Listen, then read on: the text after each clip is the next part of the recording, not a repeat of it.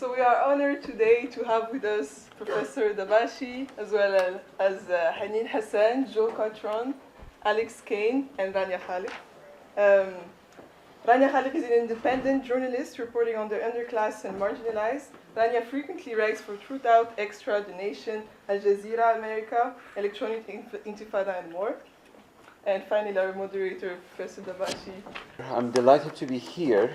The subject of discussion, as you know, is very important to all of us, which has to do with the question of media coverage of any number of issues, whether it is from the horror of racism in Ferguson to the slaughter of Palestinians in Gaza, or killing, sort of insane killing of 3 Muslim students in Chapel Hill, to the horrors of the killing of cartoonists in Paris, Charlie Hebdo. There are many things happening around the globe, and in one way or another we approve or disapprove, agree or disagree, sometimes viscerally, with the way the news is covered. As you know, the very architecture of media has changed, radically has changed. When Prime Minister Netanyahu was here giving a talk in the Congress, within half an hour after his talk, I wrote my column, sent it off to Doha to my editor. By that evening, that column was out, so I had my say. And by the evening, I had another thing to say about that talk, and I put it on my Facebook. The next day, New York Times was quoting me from my Facebook with a snapshot of my Facebook. Is it radically different environment today in 2015 than there? So I, in my own opinion, without prejudicing others, I don't think we are at the mercy of the so-called mainline media. I don't think there is a mainline media. Yes, they have access. Something that appears in New York Times or Washington Post or Wall Street Journal has more weight, has more power, has more connections into the labyrinth of power in the United States. But the other thing to consider is the fact that if we are particular about the case of Palestinians have not been waiting for Americans to recognize their plight. Palestinians have been composing poetry, music, fiction, scholarship, but of course they are in Arabic, which is their language, is not in English. So the question of representation also has to do with the power of language, not just representations. For the last 60, 70 years, Palestinians have not been bending backward, pretending that they are dead, waiting to be represented. They have been representing themselves. So the question that the late Edward Said, our colleague, raises, permission to narrate, it is in a far more global context for the Palestinian self-representation to be part of the narrative. This just by way of introduction. Now we move quickly to our first speaker, Rania Khalek, who has been introduced, and she will have very, very generous 7 minutes to make her case. So I agree with what you just said about it's not the same today as it was. Obviously, the New York Times isn't in control of the entire narrative. But that being said, what doesn't get reported on and what doesn't get said in the mainstream press in this country makes a big, big difference in the narrative that people consume, especially people who aren't paying attention to this issue, 24/7 the way that a lot of us might. So recently, Israel had its elections, and Benjamin Netanyahu won, and he made some comments on election day about Arab voters coming in droves, basically race baiting people on the right to come vote for him, because the hordes of brown Arabs are coming to practice their voting rights. And the media was rightly disgusted by this. I mean, this is one of the first times that Benjamin Netanyahu has said a racist comment and the U.S. media has cared. I mean, he said plenty of racist things in the past. This isn't a first. And that was my first thought, is, yeah, of course, it's a really, really racist thing to say. It's very George Wallace-like. And it's great that the media is acknowledging it and that they're disgusted with it. But where have you been? Benjamin Netanyahu calls African asylum seekers in Israel, he calls them infiltrators, very openly. Palestinians are, in both inside Israel proper and in the occupied territories, are demographic threats. He talks about the wall being built to keep demographic spillover from coming into Israel. I mean, this is a language that he talks about human beings with. But even more than that, I mean, that's not the worst thing that an Israeli leader has said. A week before Benjamin Netanyahu made this horrific racist comment that upset, the Obama administration even, Israel's foreign minister, Avigdor Lieberman, called for the beheading of disloyal Arabs who commemorate the Nakba. The New York Times did not report on this. They have a Jerusalem bureau with lots of people in it. Most of them are white. None of them are Palestinian, from what I understand. Many of them are very attached to Israel, and I think Alex will probably talk a little bit about that. But the New York Times didn't mention this. I mean, didn't report on it. We, as much as we called them out for it, they didn't. So most people who get their news from the mainstream have no idea that one of Israel's leaders called for the beheading of disloyal Arabs, like an ISIS commander might. And that's sort of just the tip of the iceberg here. Going back to last summer, when Gaza happened, when Gaza was being slaughtered, in the lead up to that, there was lots of incitement from Israeli leaders. One of the most notorious was an Israeli lawmaker named Ayelet Shaked, who is a leading member of the Jewish Home Party in Israel, which is like this sort of proto-fascist party, and this ultra-nationalist party, I should say. And she, after the 3 Israeli teens had been kidnapped and their bodies were found, she basically called for the slaughter of Palestinian mothers in their beds to prevent them from birthing little snakes. That is the language she used. That is the language of genocide. This is the kind of language that Israeli leaders, increasingly far-right Israeli leaders, speak of Palestinians with. And this was not reported on. I mean, I think the Electronic Intifada was like one of the only places that report, and I'm sure Mondo Weiss talked about it, but in terms of the mainstream, even though this story, I mean, what was happening in Gaza, what was happening in Jerusalem with Mohammed Abu Khader, what was happening in the West Bank with the 3 Israeli teens, this was like making headlines. It was dominating the news, and this part was left out. During Gaza, there were calls from Israeli lawmakers like Moshe Feiglin to cut off electricity and water to the Gaza Strip, which is a blatant war crime. I believe he also made a genocidal call as well. He laid out his plan for ethnically cleansing Palestinians from Gaza and repopulating it with Jewish settlers. There was also Ofer Winter, who is the commander of the Gravati Brigade in the Israeli military. On the eve of the ground invasion into Gaza, Ofer Winter wrote a letter to his troops informing them that they were fighting a Jewish holy war against the blasphemers of Gaza. And that's the mentality that his soldiers went in there with. And they actually, under his command, they caused some of the most horrific massacres and damage in Gaza, including most notoriously in Rafah, which was carpet bombed after they thought an Israeli soldier had been kidnapped. After this happened, Ofer Winter went around. He was like a hero in Israel, and he went around giving interviews. And in one interview in one of Israel's biggest newspapers, he bragged that he shredded them in Gaza and said that everybody in Gaza is is like the relative of a terrorist.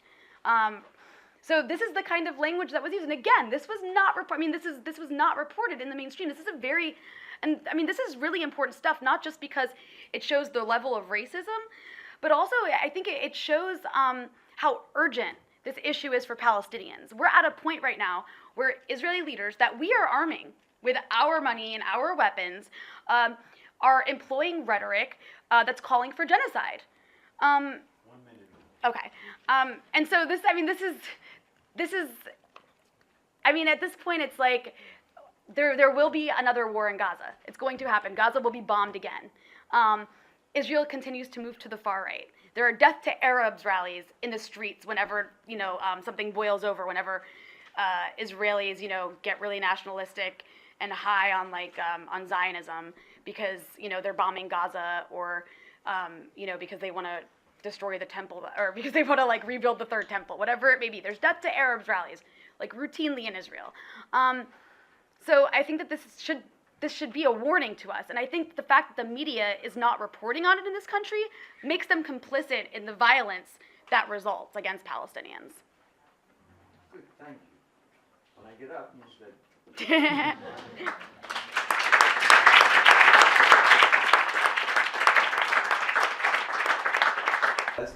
that Rania writes for frequently for Truth Out Extra, The Nation, Al Jazeera America, Electronic Intifada, all of them on my reading list, a daily reading list, again is a factor to be considered about the question of main media, especially in an age of people being familiar with the internet.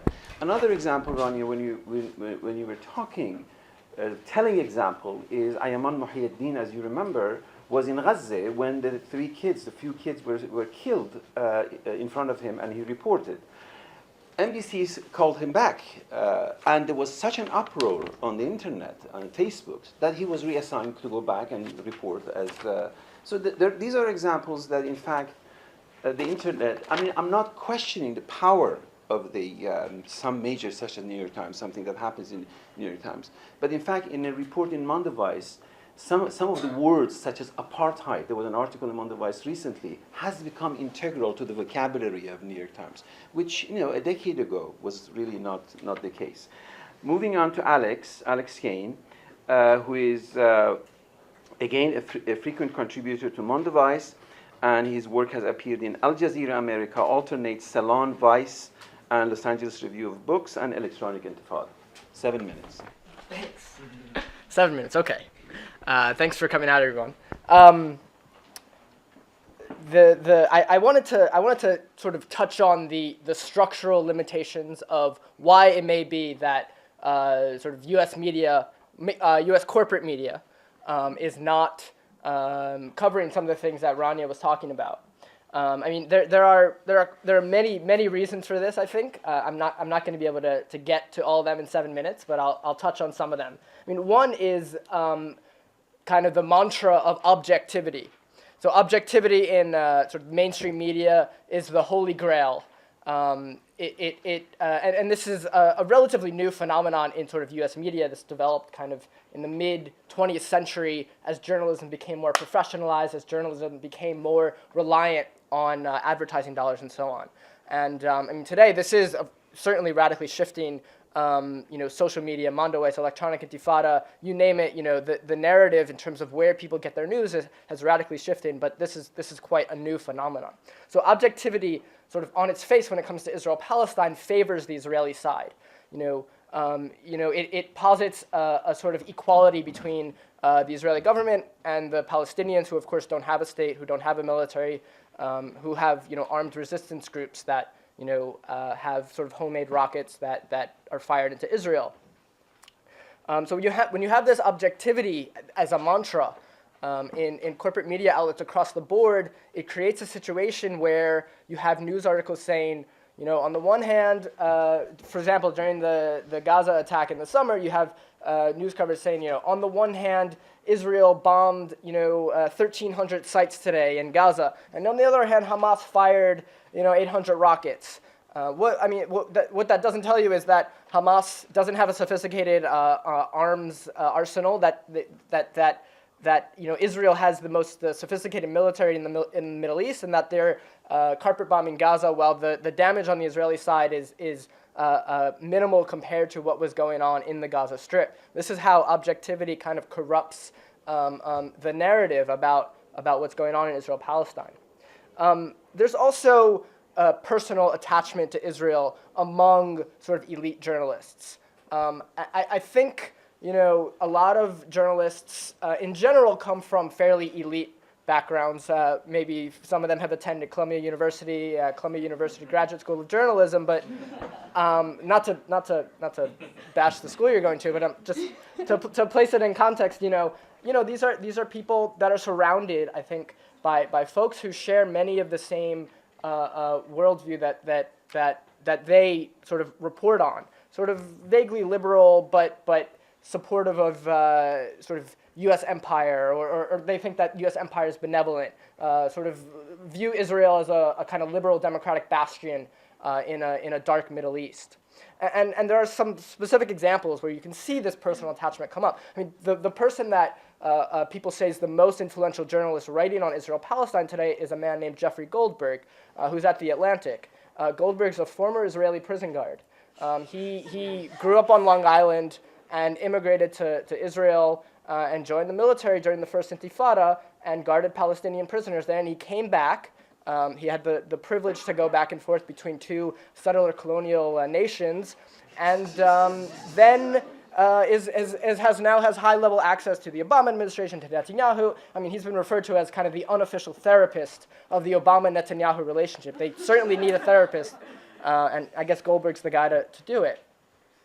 The sort of third thing I wanted to touch on is this kind of focus on elite politics, on sort of any issue you think about, abortion, gay marriage, you name it. There's a focus on what politicians are saying, what sort of the elite conversation is, and when it comes to Israel-Palestine, this gets manifested in an obsessive focus on the so-called peace process. You know, the negotiations between Israel and the Palestinian Authority. So you have tons of articles on, you know, this Israeli proposal, this Palestinian proposal, et cetera, et cetera.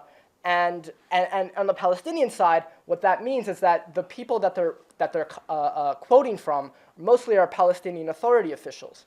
You know, you talk to Palestinians, and the Palestinian Authority, for many of them, does not represent them. The Palestinian Authority, of course, is seen as a kind of subcontractor of the Israeli occupation. So it paints a very skewed picture of what kind of the situation on the ground is, because the peace process is papering over the settler colonial reality, the building of settlements, the frequent army raids, the arrests, and so on. And this really negatively impacts how Americans understand the news, and that's important, of course, as Azrania said. Israel would not be able to do what it does without the U.S.'s unstinting support.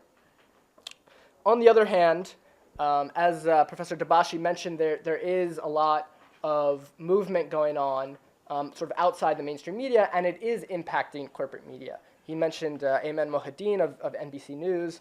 You know, you can see it in a lot. You know, the New York Times, Robert Mackey, consistently he's the sort of journalist whose focus is on kind of social media, reporting on social media, what's kind of the conversation going on social media, and he has consistently quoted, you know, sort of what the electronic intifada is saying, what Mondoweiss is saying, what people on the ground in Palestine are tweeting about and posting on Facebook. And so I do agree that there has been a big shift over the past 10 years into how people get their news. I mean, you look at sort of some of the studies that have come out, you see studies that say that most young people are getting their news from Twitter and Facebook.